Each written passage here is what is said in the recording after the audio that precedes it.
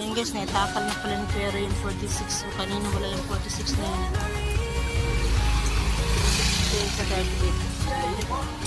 Ano po yun? Kuha ka na lang, Be. Anong kulay? Kuha ka na lang. Kami niya palagay din. Sampo lang yan, Be. Thank you. Oh, yes, may bumili kasi guys.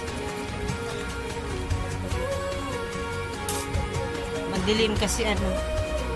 Siya nyo na madilim. Dito sa labas maliwanag naman siya guys. Kasi kanina umuulan. Ayan. Umuulan kasi kanina. Try ko yung ano. Ayan guys. Yan. Sabi ko kay Akpere, ako magtakal. Dito na pala siya guys. Nagtakal niya. Tingnan mo yung aso.